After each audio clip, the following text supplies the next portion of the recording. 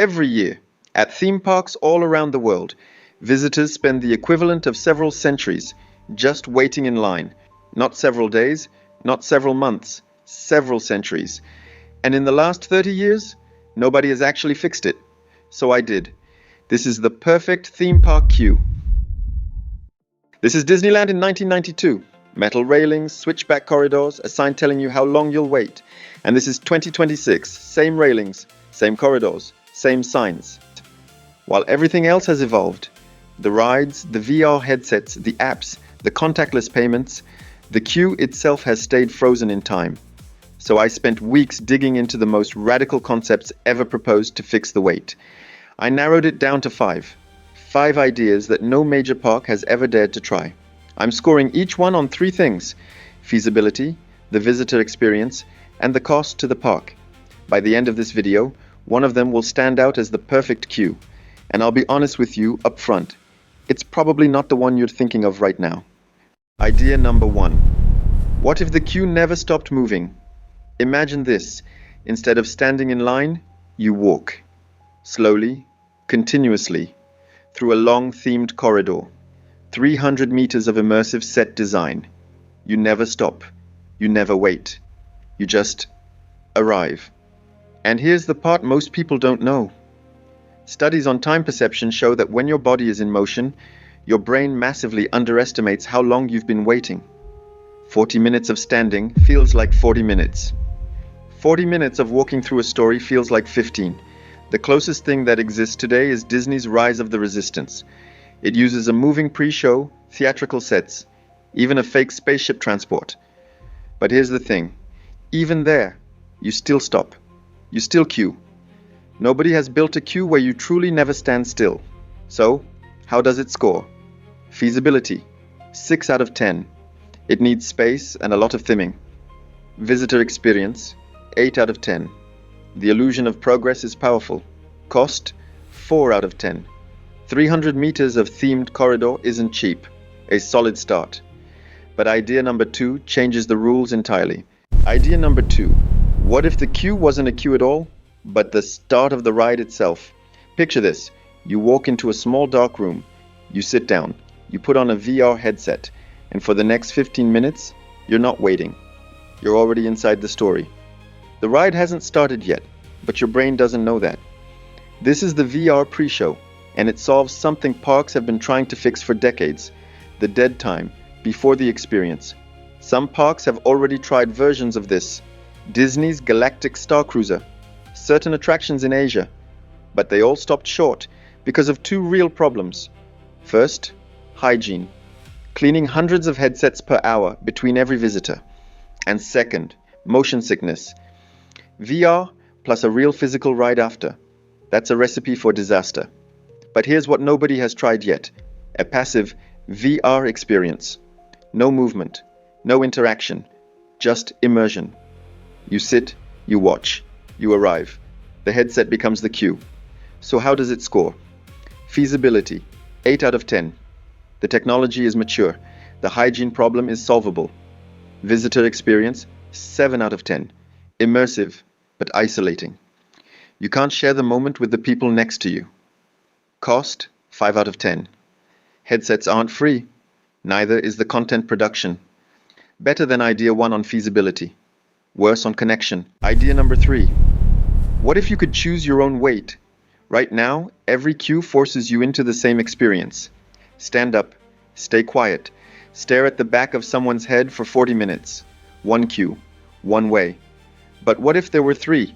A fast lane, bare, functional, no theming. You wait 20 minutes standing up, in and out. A scenic lane, 45 minutes, but you walk through a fully themed environment. Live actors, hidden Easter eggs. The wait becomes part of the story. And a lounge lane, 60 minutes, but you're sitting in comfortable chairs with free drinks, music, and a screen showing behind-the-scenes content from the ride. 3 lanes, same ride, no extra cost. You pick the experience that matches your mood. Tired and hungry? Take the lounge. Excited kids? Scenic. Just here for the thrill? Fast lane.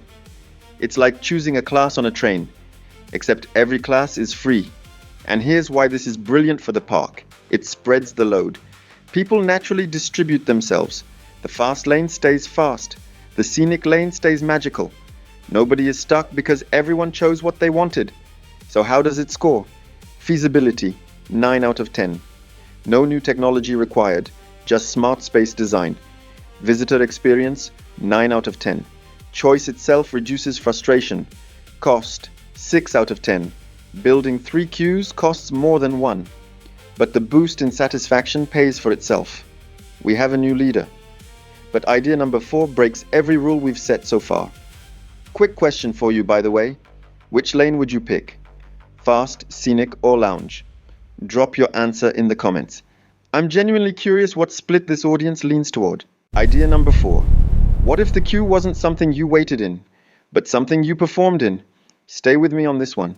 It's the most ambitious idea on this list. You arrive at the entrance of the attraction. A staff member in costume approaches you, not to scan your ticket, to recruit you. We need a messenger for this mission. Are you in?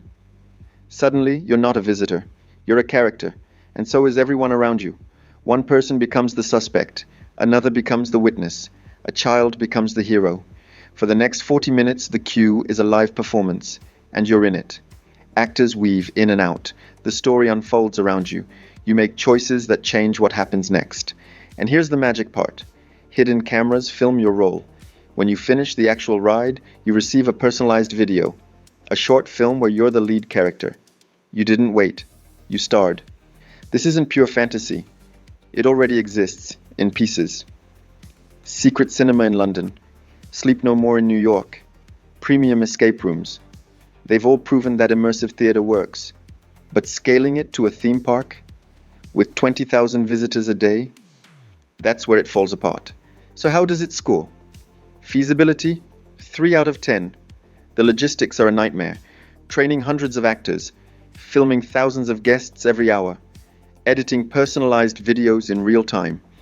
Visitor experience, 10 out of 10. The only 10 on this list, because nothing else turns waiting into a memory you'll talk about for years. Cost, 2 out of 10. The most expensive solution by far. A perfect experience that no park can actually afford. The kind of idea that wins design awards and then quietly disappears. But idea number 5 does the exact opposite. It costs almost nothing, and it might be the most powerful of all. Idea number 5. What if the secret to making time disappear was to remove every way of measuring it? This one is going to sound strange, but it's based on real science. Imagine walking into a queue that's almost completely dark. The walls absorb sound. The temperature is perfectly controlled. Your phone doesn't work. There's no signal, no Wi-Fi. There are no clocks, no screens, no countdown timers, no staff members telling you 10 more minutes. Just you. Soft ambient sound design in 3 dimensions, and the slow drift of time you can no longer measure. When the door opens at the end and you step into daylight, you'll swear you waited 10 minutes. The clock will say 35. This is sensory deprivation applied to waiting. The science behind it is well documented. In 1972, French researcher Michel Siffre spent 6 months alone in a cave with no clocks and no natural light. He estimated his stay was much shorter than it actually was. Without external markers, the brain stops counting. Float tanks use the same principle. So do meditation retreats. Strip away the signals, and time loses its grip. No park has ever applied this to a queue. Not seriously. Not at scale. But the technology required is almost nothing. Soundproofing, dim lighting, a signal blocker. That's it. So how does it score? Feasibility, 7 out of 10. The build is simple. The challenge is psychological. Some visitors might find it unsettling. Visitor experience, 9 out of 10. The most surprising experience of the 5. Cost, 7 out of 10. Cheap to build, cheap to maintain. And just like that, we have 2 finalists. Idea 3, Idea 5. But here's the twist I promised you at the start of this video. The perfect queue isn't any of the 5. It's something none of you saw coming. So, 5 ideas, 3 criteria, 1 winner. Let's recap quickly. Idea 1 was the walking queue. Strong experience but expensive to build. Idea 2, the VR pre-show. Feasible today, but a bit isolating. Idea 3 gave us the 3 lanes, our high scorer, with choice and comfort. Idea 4, the immersive performance, was the most magical of all, but impossible at scale. And Idea 5, the sensory deprivation queue, turned out to be cheap, powerful, and a little unsettling. Each one solves a piece of the problem, but none of them solves all of it, which is exactly why the perfect queue isn't any single one of them. It's a combination. Stay with me. Here's what it actually looks like. You arrive at the attraction and you see 3 doors. The first door is the fast lane, 20 minutes standing, no theming, for people who just want to get on the ride. The second door is the walking queue, 40 minutes, but you never stop moving, drifting through a themed corridor as the story builds around you. And the third door is the sensory queue, 45 minutes in dim light, ambient sound, no phones, no clocks. You step out and you'll swear you waited 15. 3 radically different experiences, one single ride at the end. The visitor chooses the wait that matches who they are that day. Idea 3 gives you choice. Idea 1 gives you motion. And Idea 5 gives you the disappearance of time itself. Combine all 3, and the queue stops being a problem. It becomes a feature. It becomes the reason you came. The technology already exists. The psychology is well understood. The space exists in every major park. The only thing missing is someone willing to build it. So if you work at Disney, Universal, Merlin, or any other major operator, you know where to find me. And if you've made it this far, do me a favor. Tell me in the comments which door you'd pick. Fast, walking, or sensory. That's the data the parks should be paying attention to. Thanks for watching!